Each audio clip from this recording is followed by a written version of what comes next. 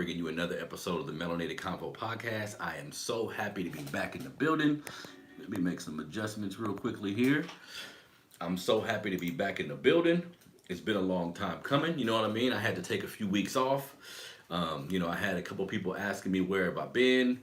Where's the show? Am I gonna come back? And it was my birthday.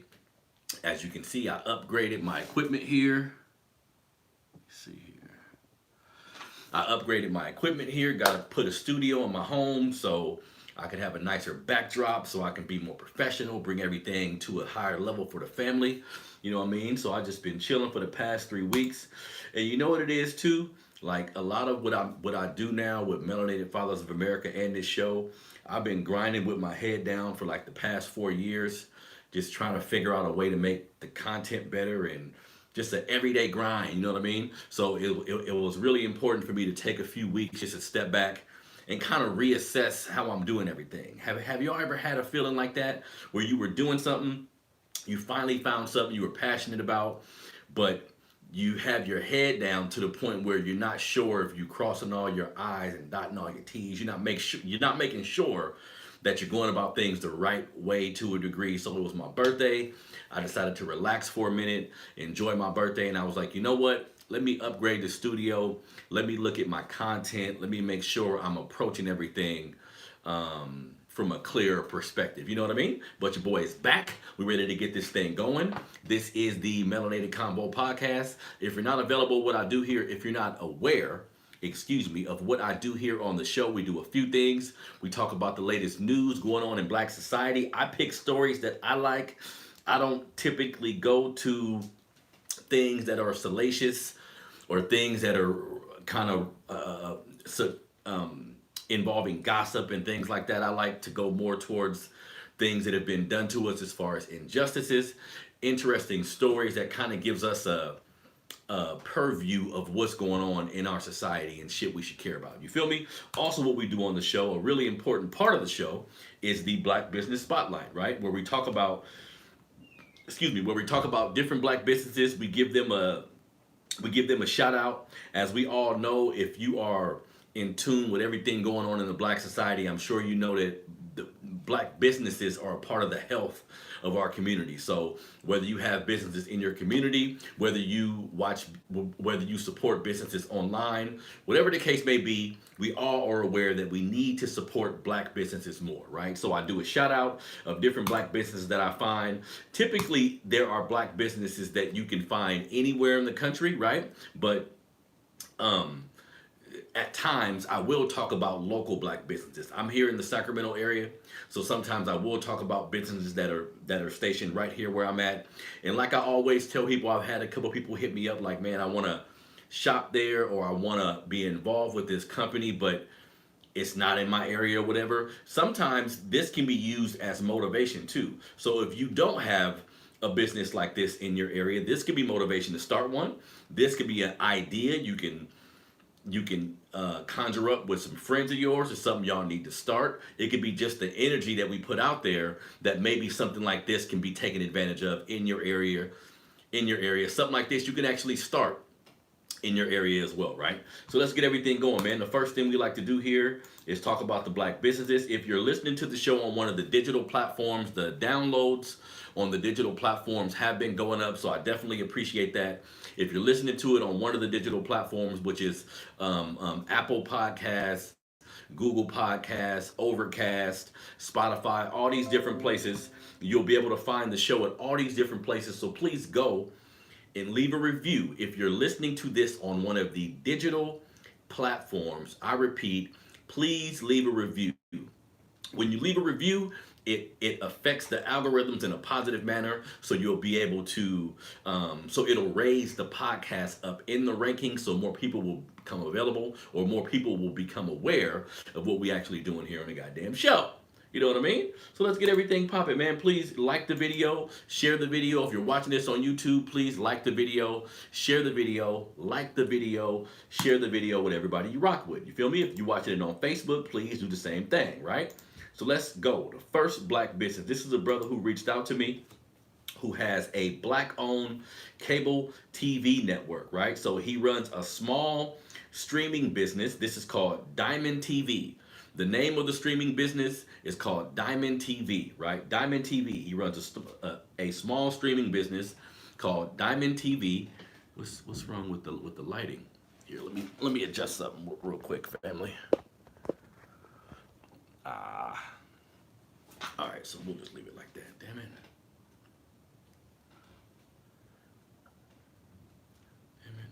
We'll just leave it like that. We'll keep it rocking like that. So he has a small streaming service called Diamond TV, right? Diamond TV. Now with Diamond TV, he provides movies on demand. He has on-demand content and live TV, all without a subscription or fee, right? So there's no fee that you have to pay or a cable bill. And they are one of the very few black streaming software distributors located here in the California area. You know what I mean? Like I was saying,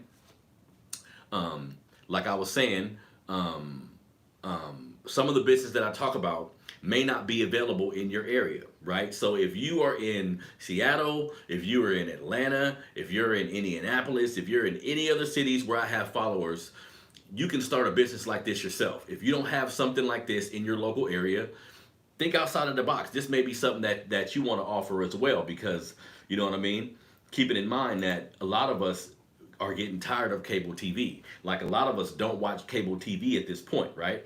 A lot of us has decided to go away from cable television based on the prices, based on the fact that a lot of times we're just watching shows on demand. A lot of times we're watching shows like on YouTube and different things like that. So if that's your situation, please do me a favor. If you're in the California area, he said he covers, let me just make sure here. He's in Tracy, California, but he will travel to surrounding areas. You know what I mean? He will travel to surrounding areas. So he's a black-owned company with streaming software distributor here in the California area. He focuses on providing the best possible experiences for their clients, and they hold themselves to the highest standard. You know what I mean? And he wanted me to help him get a little traffic. So if anybody out there does not want to continue with their typical cable television that they've been dealing with, like the traditional cable services, anybody who is aware at this point, traditional cable is going out of the wind, is going by the wayside anyway. Many of us is just using YouTube, or we're using Netflix and all these different things. And I'll attach a flyer to the brother's business onto this portion of the video. But he has a nice streaming platform that's set up similar to Netflix, right? It's set up similar to Netflix, similar to Amazon Prime, similar to all these things where you'll be able to get all the movies that you like in HD. So it's an HD quality. It has, like I said, a Netflix style choosing system where you can go through the movies and choose them. So this is just a great way, y'all, to take something that we use anyway to help someone that looks like us, right? So a lot of times when we talk about black businesses, sometimes we have the brothers and sisters that have shea butter and oils and clothes and all these different things that we do need to use. Like, don't get it fucked up. We do need to use these things as well. But it's also cool to see a brother with a service that all of us use, right? With a service that we use every day. You know what I mean? So go to Diamond TV. You can go to Diamond TV. 1 second. Hold on one second. Let me see here. You can go to Diamond TV to contact the brother. Again, if you're local, you can actually call the brother as well at 510-695-6947. That's 510-695-6947. This will be a brother that can give you cable TV. This is an alternative, I repeat, an alternative to the traditional cable service that we've come to love, whether it be Comcast or, you know what I mean, whoever you have right now for cable. How hard it is financially right now with everything going on in the country, I definitely recommend everybody try some sort of alternative form of internet service, right? And this is Diamond TV, black-owned cable company. Contact the brother at 510-695-6947. That's 510-695-6947. Contact the brother. He also told me to tell everybody, if you mention that you heard about his business on Melanated Fathers TV, If you mention that you heard about the business on Melanated Fathers TV, he will give you a discount on the services. So at this point, it's like, what are you waiting for? You feel me? I'm gonna look into it myself because we pay way too much money for the cable service we have. Now we have the internet and the phone, everything connected, but at this point, there are alternative ways to get all this shit. You know what I mean? So if you're paying a lot for your cable bill and you want to look into something different, if you a younger person who just got their own apartment, right? And money is tight, a younger person or older person for that matter, shit. If money is tight and you don't want to have to pay the traditional amounts we all pay for cable TV, look into this brother, Diamond TV. That's Diamond TV. You can look at him on Instagram at Diamond ETV on Instagram. Diamond ETV on Instagram. That's Diamond, the letter E, TV on Instagram, or give the brother a phone call at 510-695-6947. Now let's move on. The next business, this is another sister, another company rather, out of the Sacramento area, so they're local, and this is Tiny Toes Events. Tiny Toes Events. Let me see something here. Let me check something out. Yes, Tiny Toes Events, and they are having, and this is coming up this week, this Saturday. This is coming up on the 29th.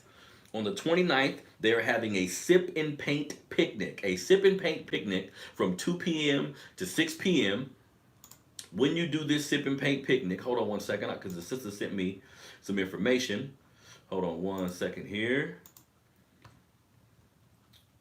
Hold on one second. So, this can be used, this sip and paint picnic is just a great atmosphere where, you know, if you want a date, you can bring a sister on a date. If you and your girlfriend just want to go and chill, you can do that. You can come out and enjoy a day filled with laughter, connection, meditation, all in one. There'll be street tacos available.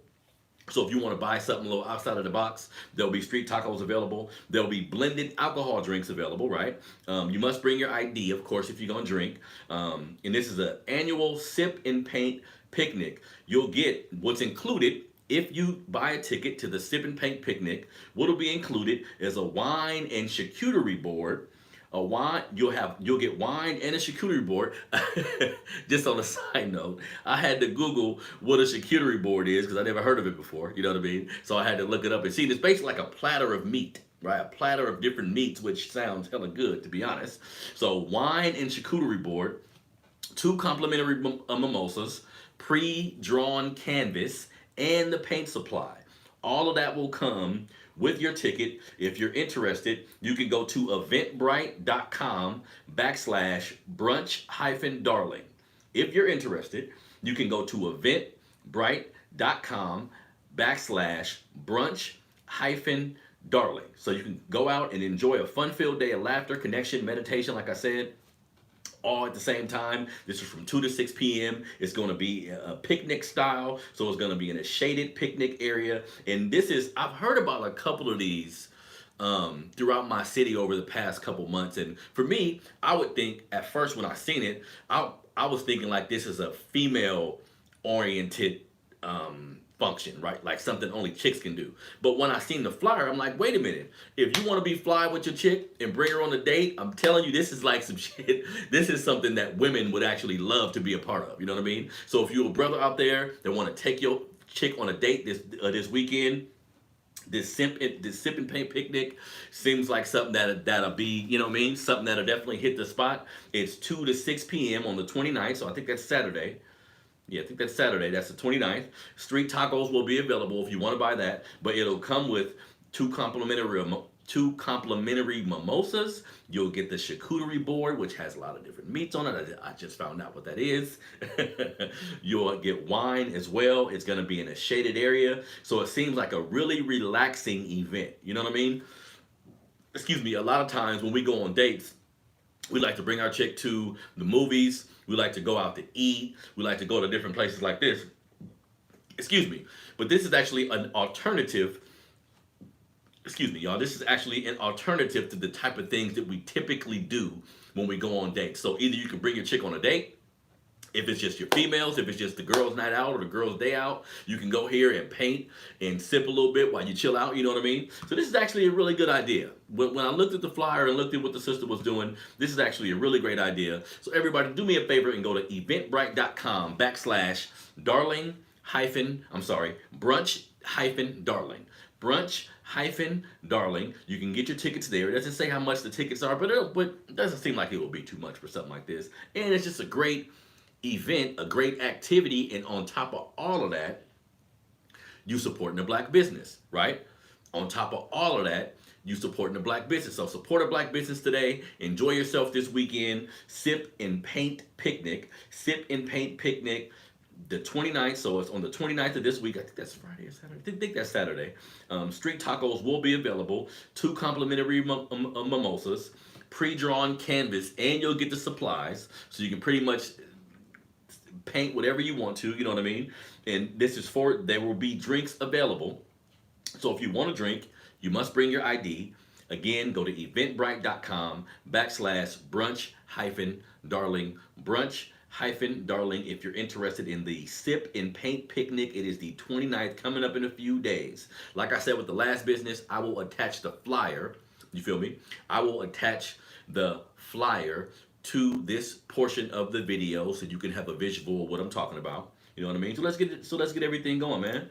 Those are the 2 black businesses. I am happy to be back. Like I told everybody, I took maybe a 3-week to a month break, partially because it was my birthday, partially because I've been grinding and doing this for 4 years now almost. So I just needed to take a step back, reflect on what I was doing. And you know what? I recommend that to all my creators out there, right? Everybody who is creating something from scratch, everybody who is put themselves in a space where they're unfamiliar, like put themselves in a creative space where not too many people around you can relate to it. It's something new. After you've been grinding for a while, do yourself a favor and take a small break, family. Take a small break just to regroup and get an idea of the direction that you go in. Get an idea of where you actually want to take that thing. You know what I mean? Because if you like me and you created something that you love, you're not going to stop doing it, right? That's out of the question completely. But sometimes we need time to step back and reflect. Ask people around us, like, how do they view what we're doing? Just get an idea of the direction that you're going in to make sure that you're putting in the best work possible. Because sometimes you can feel like you're doing something a lot, but if you're not being effective, right? If you're not moving forward, then that can be time wasted. Like, we don't have a lot of time. You can think you got all day to be here on this earth, but who knows when your number is gonna get called? You know what I mean? Not to be on no morbid shit, but that's just real talk. Who knows when your number is gonna be called? So it's important that we grind, man. It's important that we do inventory on how well we're actually doing, because people around us will tell us they like what we're doing. People around us will kind of give us small critiques here or there, but it's up to us to kind of take a step back and make sure that we're being as efficient as possible. You feel me?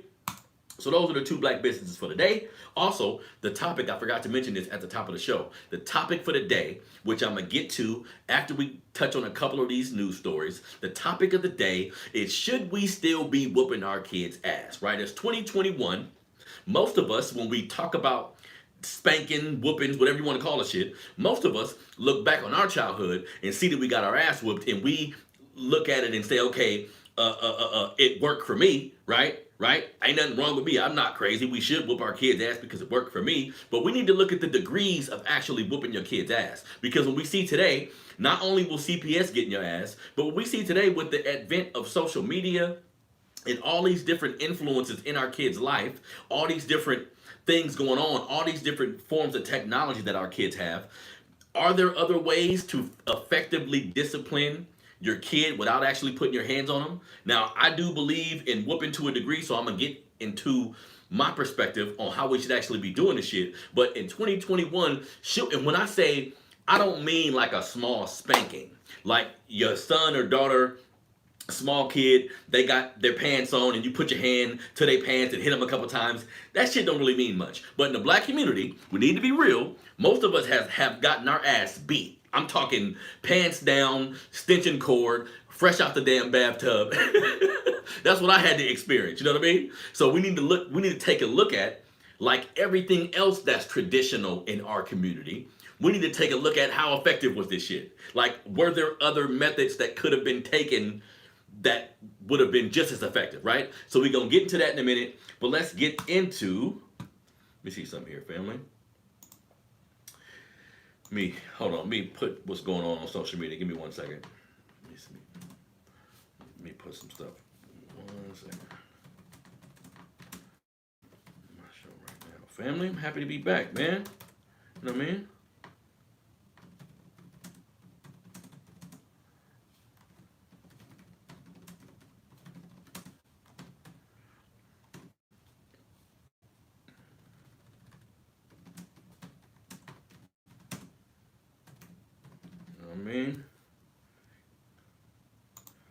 All right, so let's go.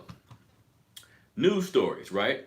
Couple news stories, and again, I typically don't go down like the rumor mill of what's been happening in black societies.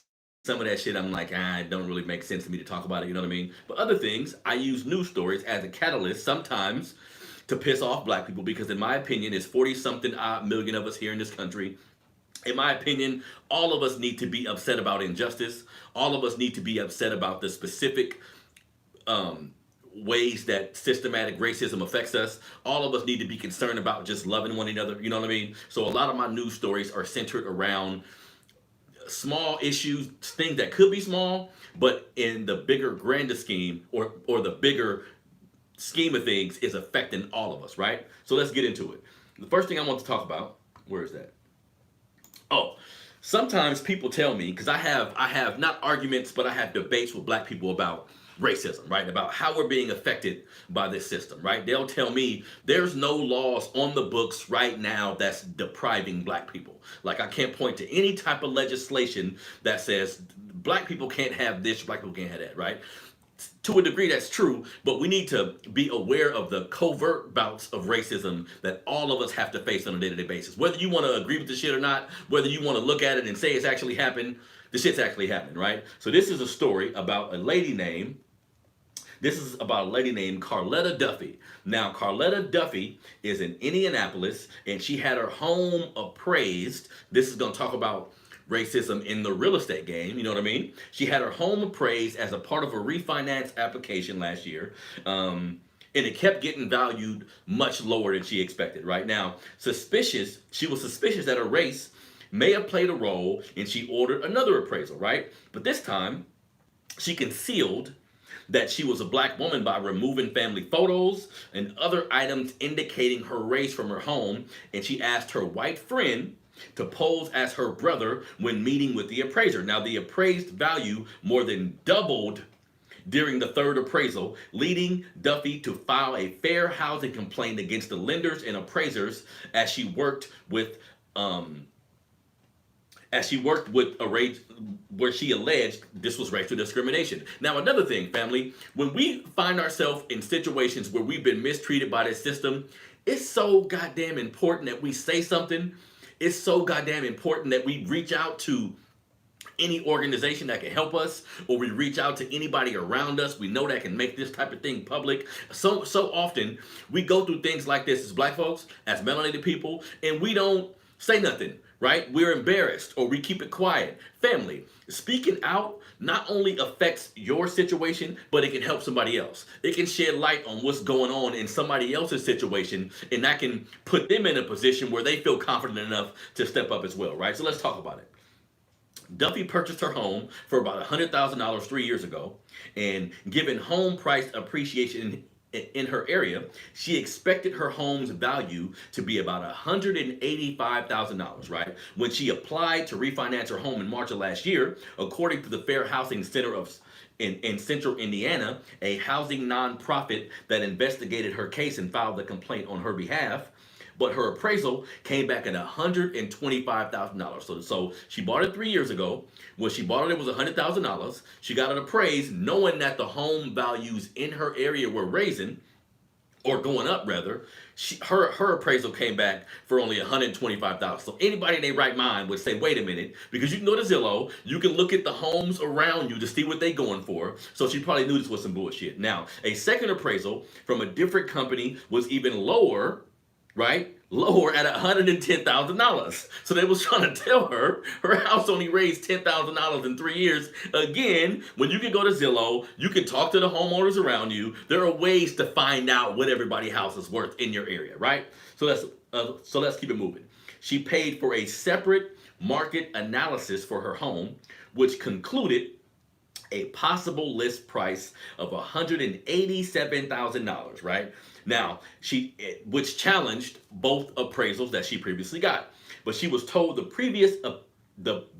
previous appraisal amounts cannot be amended. You know what I mean? And as you can expect it, the sister said she felt defeated. Now, she began to wonder if her race was impacted on her home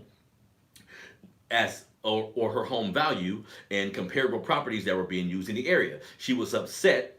She was set up for a fair housing test, right? And I didn't know this was something that could be done, but she was set up for a fair housing test. When arranging for a third appraisal, she did not reveal her race or gender on the application. According to the complaint, she kept communication to email and told the appraiser that she would be out of town and her brother would be at her home during the appraisal. She removed photos of her family, as well as African American art, books, anything that would let them know somebody black was there, right? Then her white friend posed as her brother instead of her. And this is the kicker, family.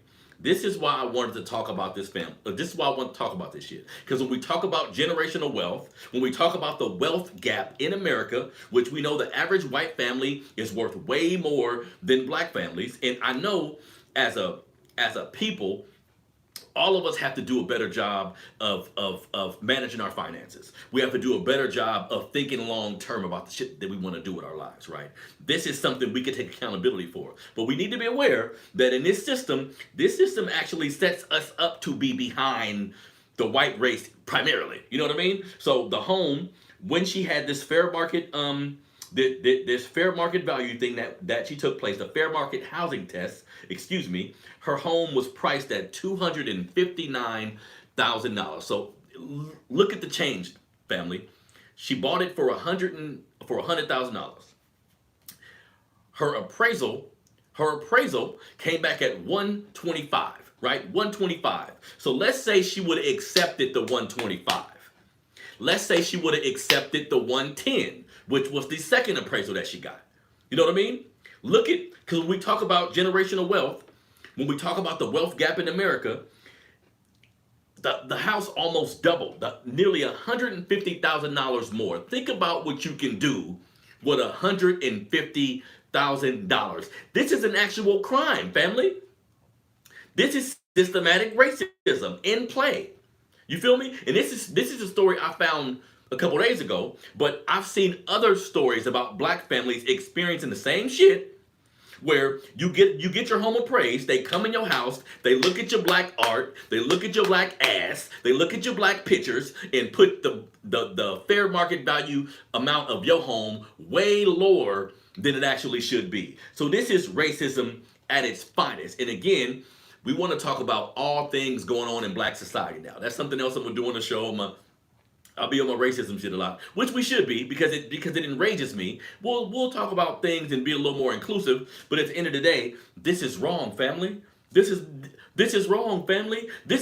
If she would have took the 110 amount, we're talking $150,000 that her kids can't use when she's not here anymore, knock on wood, that her grandkids won't have access to because her kids didn't have access to. So this potentially could affect 2 generations of her family.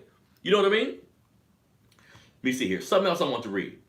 Oh, this was also very interesting when it talks about the impact that appraisal or what was done to her would have on her whole neighborhood, right? Now, the lower appraisals that she alleged in her complaint have an impact not just on her personal wealth, but in her home's value, but on her entire neighborhood. Duffy lives in a historically black neighborhood in Indianapolis where home ownership is often passed down, like I was saying, to family members, and fewer homes get put up for sale, said Amy Nelson. She's the executive director of the FHCCI, and she talked about this in an interview with CNN. Let me see here. Hold on. Research has shown this is the part I want to read. Research has shown that homes in largely black neighborhoods are valued less than homes in mainly white areas, even when housing types and income of the areas are the same. In the average U.S. neighborhoods where the share of the population is 50% black, homes are valued at roughly half the price of homes in neighborhood with no black residents. And this is according to recent research from the Brookings Institute.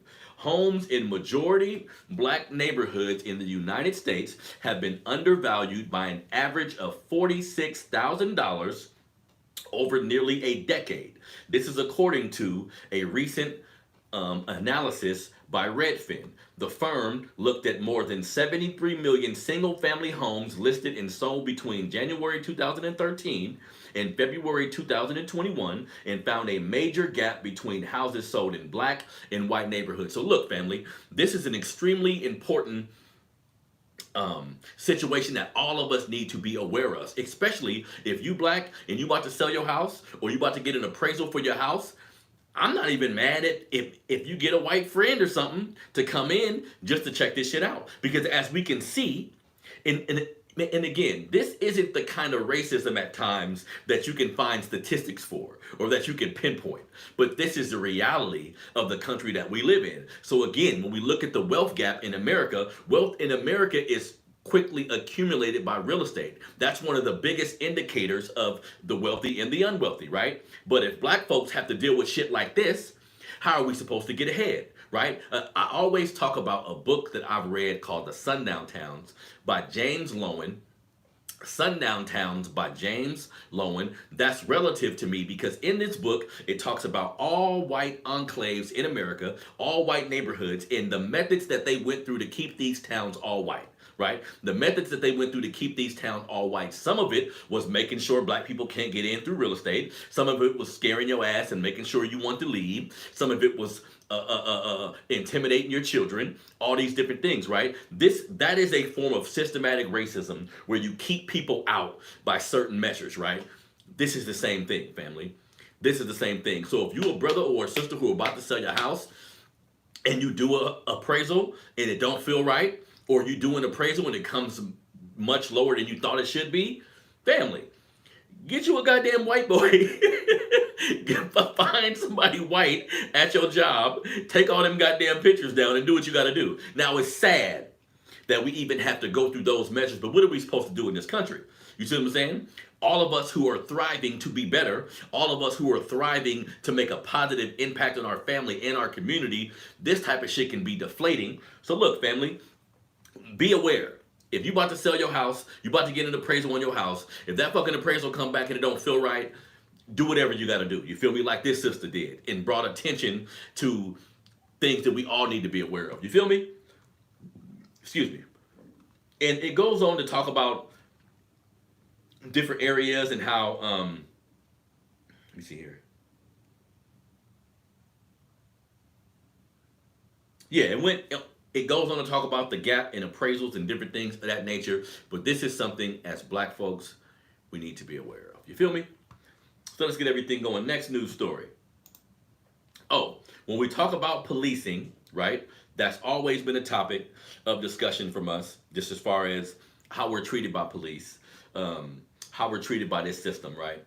It's really important that we acknowledge when we have black cops, because again, I'm of the belief that some cops may not be bad, right, per se, but if you're a part of a system in the police force that you're in, and you know about corruption, if you know about different things that are happening incorrectly, if you know about racism that is taking place, and you don't do anything, then you're part of the problem too, whether you black, white, or whatever. And it's my belief in corrupt police departments, most of the police officers know about the shit that go down. It's just a matter of having the courage to be like, nah, I'm gonna step up and say something. I'm gonna step up and do something. You know what I mean? So here's a story about 4 black retired Tampa police officers. They've been honored by the city this month for blazing a trail against discrimination, and this was in the 1970s. So think about how difficult they had it. We know how fucked up shit is now, but they were in the 70s, of course, dealing with this same type of thing, if not worse, right? So Gray James Duke, Clarence Nathan, and Louis Rufus. I want to give these brothers their flowers, right? Now known as the Fearless Four. This is what they're known as for stepping up against discrimination in their city, right? They filed a discrimination complaint in 1974 with the Equal Employment Opportunity Commission against the Tampa Bay, the the Tampa Police Department. This complaint would later make history, but the officers told the Atlanta Black Star that the racism and intimidation some black civilians felt from police officers also existed within the police department, right? Let me see here. The men say they were not allowed promotions within the police department. They also did not have the same power as white officers within their communities, right? So let's go into a little bit about what they had to face. They said we weren't allowed to arrest white people back then. Damn. What? Imagine that. Imagine being a black cop trying to serve and protect, and they telling you, nah, you see a white criminal, keep it moving. Don't fuck with Timmy. I know you found weed in his pocket, but let him go. What kind of shit? Now, and this was the brother Lewis who gave this declaration. Who eventually retired as the rank of a sergeant. He told the Atlantic Star that you could not hold them, but you had to wait for a white officer to arrive and then explain to them what happened. So look at that, family. When we look at the racism in the police departments in our country, when we look at just the all-out racism that we face in our community, it's not just the civilians that have to go through this. These brothers is explaining that we was treated like boys even while having a badge. Think about how belittling that is. You pull somebody over, he drunk, he's speeding, regardless of what color he is. But let's say he's a white dude on this day, you can't arrest him until somebody white show up. What kind of bullshit is that? Now, he also went on to say you would hear white officers come on the radio and use racial undertones. That was common practice at the department at the time. Nathan said, we were on the tail end of the civil rights movement, integration and segregation, so I think a lot of it was carryover to how people responded, but we were supposed to be in a different place in society. That was obviously not the case. Now, one of the more pressing issues for these men and many other black officers was the lack of opportunity. Each of the four said the Tampa Police Department did not give them opportunity to train or advance, right? The thing that bothered me, and this was said by the brother Gray, the thing that bothered me more at the time was regardless of the training, you could not regardless of your training, you cannot get promoted.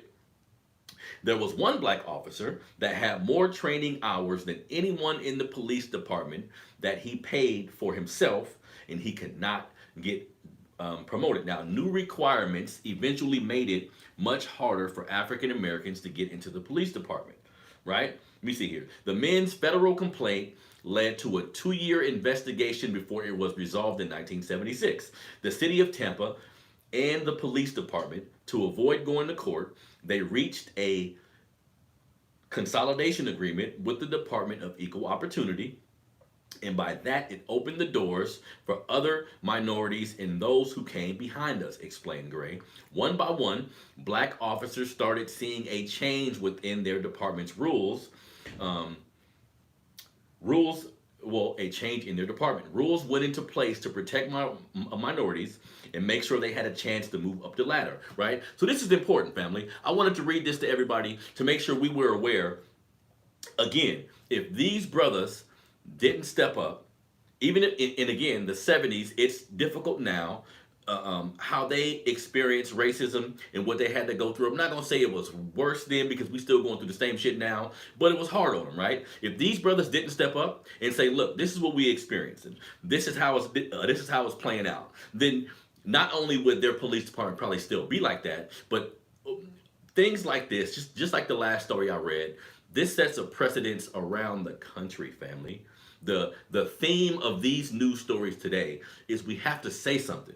When you're in a situation at your job, when you're in a situation in your neighborhood, when you're in a situation in your community where you're being treated a different way based on your race, I think sometimes, especially in 2021, a lot of black folks get on this post-racial shit. Well, they'll have things happening to them and they'll discount it as being something else, something other than race. I'm not saying we should cry foul about racism at every situation that we face, but you have to be aware, family. You got to have your third eye open to be aware that, look, this shit could be going on with me based on how I look, and I'm going to say something. Sometimes we are scared of the backlash we're going to get from our neighbors. Sometimes we are scared of the backlash we're going to get from the people around us. But fuck that. The backlash we're going to get of the people at work. Forget all that, family. Like, if the freedom fighters before us didn't step up and say, nah, this is wrong, who knows where we'd be today. Now, we still got a long way to go, but there's been a lot of people before us, Malcolm X, Martin Luther King, Marcus Garvey, to name a few, have stood up for us and said, nah, this ain't right. I'm going to take this thing in a different direction, right? So this should be inspiring to all of us, family. If you're in a situation where you're being treated a particular way because of the color of your skin, say something. Fuck that. Say something. And at this point, it's 2021, man. All of us should have the balls or the wherewithal to step up and say, nah, I'm going to say something, because not only is this going to affect me positively or have a positive outcome for me, but this can positively affect my entire family. You know what I mean? Let me see here. Yeah. So shout out to the Fearless Four, the brothers who had the balls to step up in the and this was in the 70s. How many black police officers do we have here in 2021 that's willing to step up and say what they need to say, or step up and take the brunt of the criticism and the backlash or whatever comes with standing up for what's right? You know what I mean? So let's keep it moving. Last news story of the day. Now, we are aware that sickle cell is a trait that affects black people primarily for the most part, right? But did you guys know? This is something that I wasn't aware of. Did you guys know? Am I frozen? All of the police deaths that we had to face, like when black people get killed in police custody, did you guys know that 47 of them were blamed on sickle cell?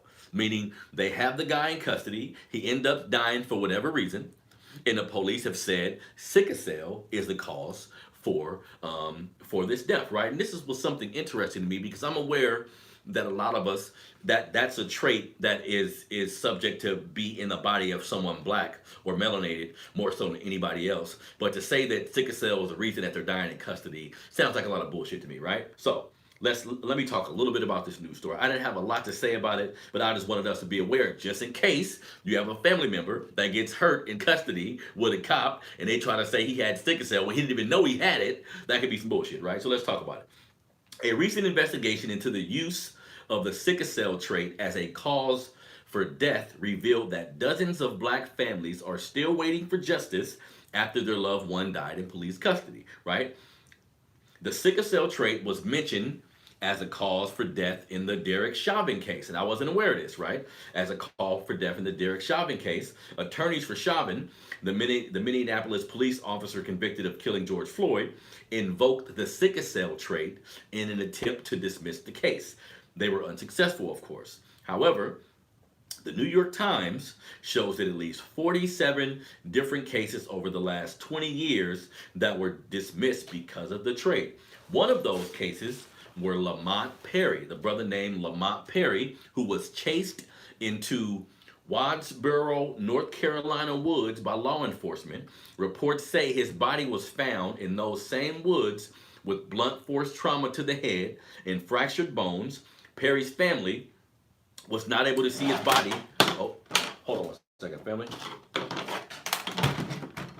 Perry's family was not able to see his body until after the autopsy, where a medical examiner documented that the cause of death was the sickle cell trait. So understand that, right? Dr. Bronte Hall told Atlanta Black Star that the sickle cell trait is most commonly carried in African Americans, but it's not something that one typically dies from, right? Sickle cell disease is when you have two copies of the sickle gene, therefore you have the full-blown disease. Sickle cell trait is when you have one copy of a normal gene and one copy of a sickle gene, so you are a carrier, said Dr. Bronte Hall. 1 out of 12 African Americans is a carrier, and 1 out of 365 African Americans have the sickle cell disease. African Americans, Hispanic Americans, anyone with ties to Africa, the Mediterranean, India, where Malaysia or where malaria was an epidemic, is where you see sickle cell hemoglobins, and they primarily served as a protection mechanism against malaria, right? Medical experts, including Dr. Bonte Hall, say the disease is considered rare by U.S. standards and unlikely to be the cause, and unlikely to be the cause of death for someone who is only a carrier of the trait as opposed to someone who has the disease, right? So again, for me, even reading this story, hold on one second, family. Let me fix this light real quick.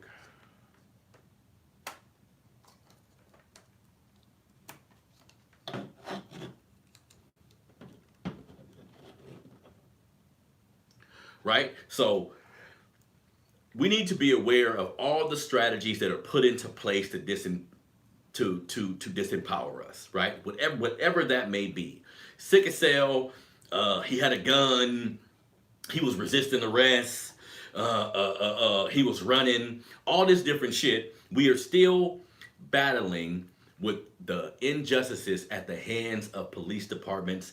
I just thought this story was interesting, as we've seen throughout all these years, all the different things they've tried to put on us as far as why they're killing us, opposed to just saying it's because we're black. So it shows it's been like 40 something cases over the last 20 years. Family, I only read the story. If something happens to somebody in your family and they're beaten by the cops, or if they end up dead by the cops, don't let them put that sickle cell shit on you. As the doctor said, that's not going to be the cause of death. If you do have sickle cell, right, and somebody beat your ass, that doesn't necessarily mean you're going to die. You know what I mean? So let's be aware of that. Let's be aware of all these tricks that police officers try to use on us, all these tricks that this system try to use on us to disenfranchise us. And it looks like this is one of them. Let me see. I want to read one other part. In 2/3 of police custody death, sickle cell traits was listed as the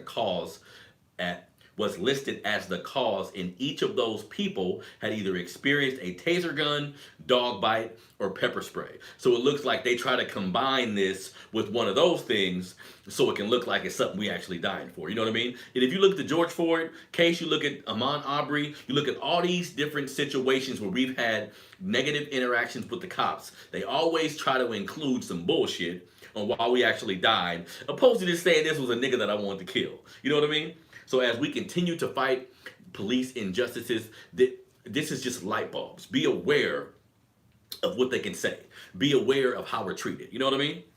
So let's move on to, I'm going to make this quick, family. I got some appointments I got to make, but let's move on to the topic for today. So we all know, growing up in our communities, growing up in our homes, a lot of us had to deal with what they call corporate punishment, getting your ass whooped, spanking, whatever you want to call it, right? So how do y'all feel about that? In 2021, should kids still be getting whoopings? Should kids still be getting their ass whooped, right? And this is what I think about that. I think, and I've talked to a lot of members of my family, people around me. There's varying opinions. I know people who say, I'll never whoop my kids, right? And I think sometimes taking a stance where you're not gonna physically discipline your kid at all, you may put yourself in a position where they run over you. You know what I mean? So it's a delicate balance. You know what I mean? We have to also look at the fact that historically, right? Historically, after reading a few articles and just being aware of certain things myself, historically, beating your kid's ass come directly from slavery, right? Comes directly from slavery, comes directly from the slave master who whooped their kid's ass, who would whoop our ass like that. Like, so if we want to get rid of some of the tradition shit, chitlins, soul food, a lot of the shit that we've made delicacies, the word nigga, right? A lot of the shit that we've made well, I'm not gonna stop saying the word nigga. A lot of the shit that we made delicacies, we need to be aware of the tradition of these things and how they're impacting us today, right? So looking at how we've been treated, looking at how we've been treated, I want to read a little bit of this article that I found. African Americans adopted the practice of beating children from white slave masters. Europeans brutalized their own children for thousands of years prior to crossing the Atlantic to the New World and colonizing Africa. Historians and anthropologists have found no evidence that ritualistic forms of physical discipline of children existed in pre-colonial West African societies prior to the Atlantic slave trade. West African societies held children, and this is something I want to read, family. West African societies held children in a much higher regard than slave societies in the Atlantic world, which placed emphasis on black bodies as property, not as human beings. West Africans believed that children came from the afterlife, that they were gods and reincarnated ancestors who led profoundly spiritual lives and held extraordinary mystical powers that can be harnessed through ritual practices for the good for the community, right? In fact, it was believed that coercion in hitting a child could scar their soul. Indigenous people, right? Indigenous people of North America, held similar beliefs. As colonization, slavery, and genocidal violence made life harsher for those groups. Now, I just wanted to point out that I've had people tell me that in Africa we was whooping our kids' ass, and as we see, that wasn't a fact, family. So here's the thing. Let me break it down for you.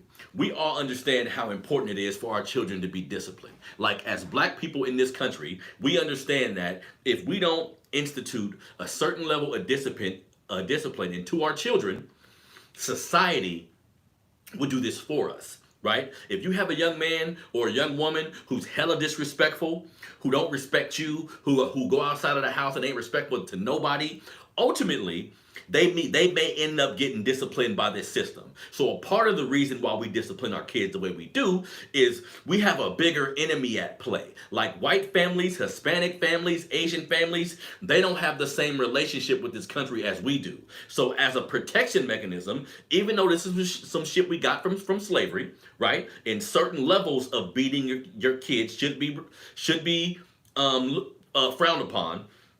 We need to be aware of where this shit come from in the need to create a boundary between our children and the outside world, so when they do go outside, they're not treated in such a manner, right? Because if you don't discipline your child at all, and they go outside and run rampant and do all this foul shit, to be honest, you're fucking the world up. Because they're not just gonna be a nuisance to you, but they're gonna be a nuisance at school to teachers. They're gonna be a nuisance on your family members that's trying to help you. They're gonna carry this negative trait around and eventually gotta do some time with the police. Eventually, somebody in white society is gonna end up disciplining their ass. So instituting some sort of discipline with your kid and structure is always necessary. But this is what I think about it, family.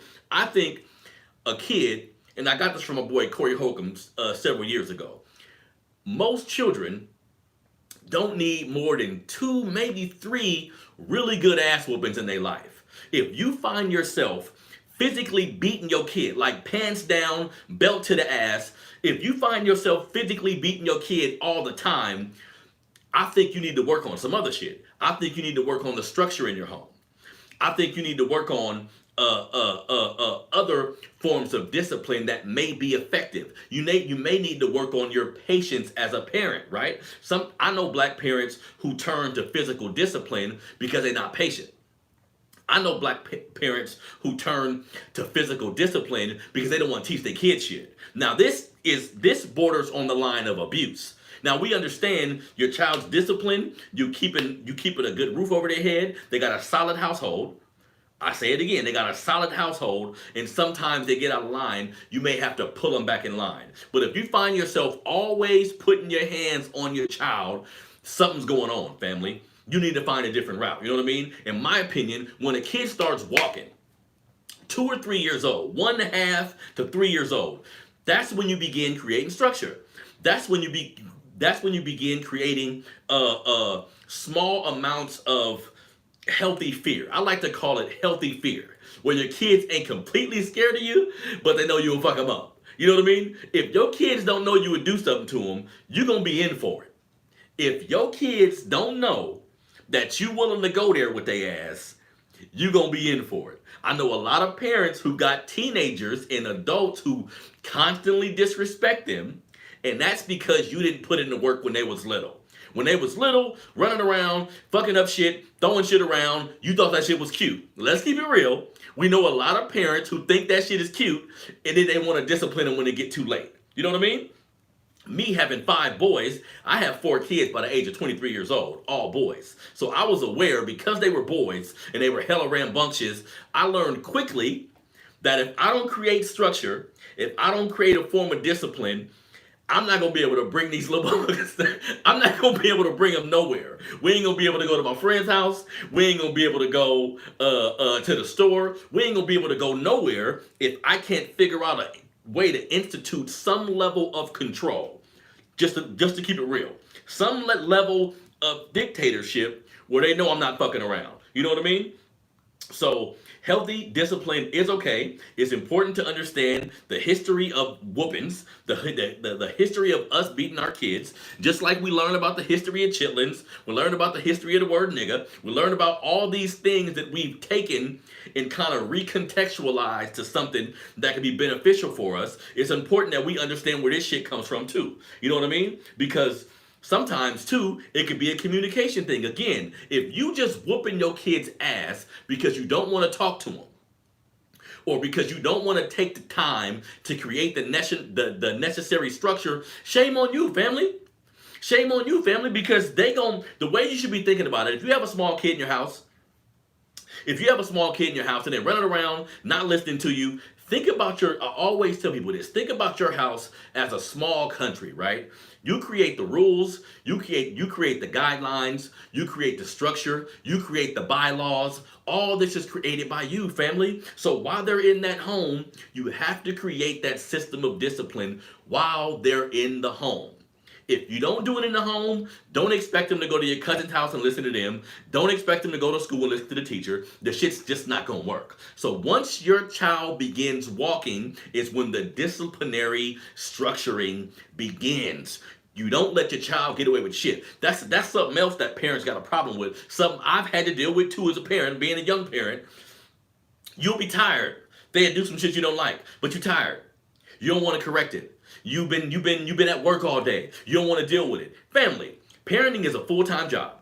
We all know that, but let's keep it real. Parenting is a full-time job, and sometimes we want to check out from this job and then check back in when we feel like it. You can't do that shit, family. You're going to have a child that's running all over your ass, and unfortunately, like I just said, they're going to go outside of your home and be a nuisance in society.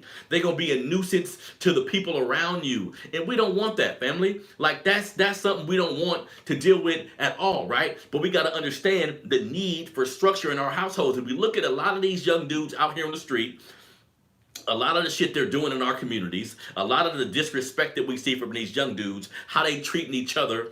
A lot of this shit starts in the home. I know a lot of us don't want to face that reality, but a lot of that shit is starting in the home. So in 2021, should you physically discipline your kid? Yes, but there is varying degrees to it. How we used to get whooped back in the day, I think that shit should be out completely. Whooping your kid with a extension cord on a wet ass should be out of the goddamn question. Whooping your kid with a belt on their bare ass, you should only give them a couple of them. It should only be a couple of them in their lifetime. If you gotta physically whoop your kid ass with a belt on their bare ass several times throughout their life, something ain't going right, right? So now we also understand we'll have a mother who's a single mother who resorts to this type of behavior based on how much her back is against the wall, right? Based on how much she don't got support. Based on I got 3 of these kids in the house. I gotta figure out a way to make sure they do what the fuck I want them to do. I understand that, but she still need to be mindful of what's going on as well. This is why 2-parent homes are so important, family. This is why having a father and a mother in the house is so important. This is two minds coming together. This is 2 ways of discipline coming together where y'all can kind of take shifts, you know what I mean? When you get tired of discipline, when you get tired and the kid ain't listening to you, y'all do some tag team shit where the other parents step in and kind of deal with the kid. This can relieve the stress and the feeling of, I gotta do something right now, I'm tired of dealing with these kids. You see what I'm saying? So this is important, especially in our community. So yes, Our children need to be disciplined when they leave our homes because of systematic racism in the school system, because of systematic racism in the police departments. All of the authority figures, all the authority figures in this country, when they see our kids, a lot of times they see villains. A lot of times they see heathens. They see thugs. All these stereotypes that's been built upon our community over the goddamn years, right? So we have to make sure that our children are disciplined, family. We have to make sure that our children have structure, and all of these things start in the home when they're small. You can't start disciplining your kid when they're 12 or 13 years old, when they finally showing their ass outside, when they finally being hella disrespectful to a teacher. You know what I mean? We need to focus on our communication style, right? How we communicate with our kids when they're hella young. Are we cussing at them hella much? Are we talking to them hella loud and rambunctious?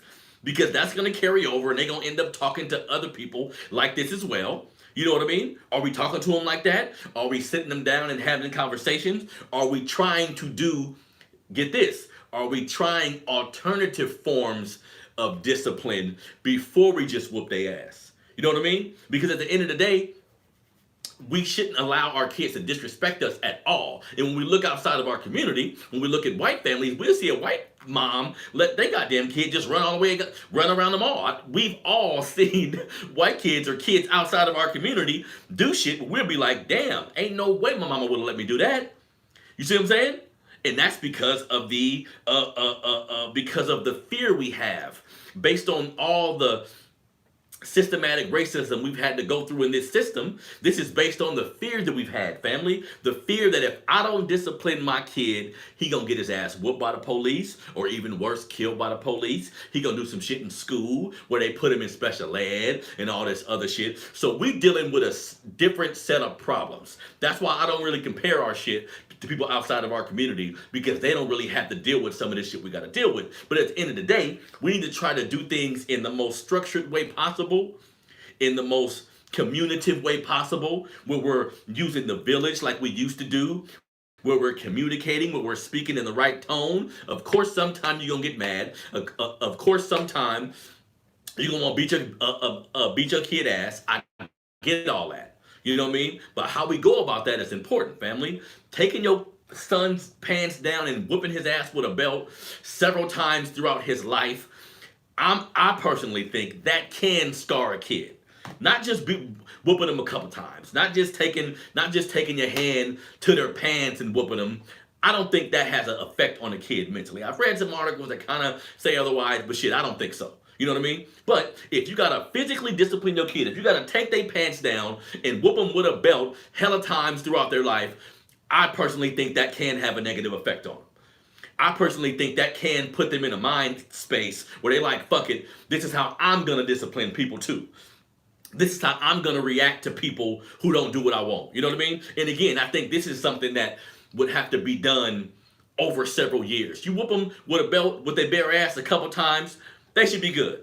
That's natural shit. But the shit we had to go through, getting your ass whooped with an extension cord, man, look.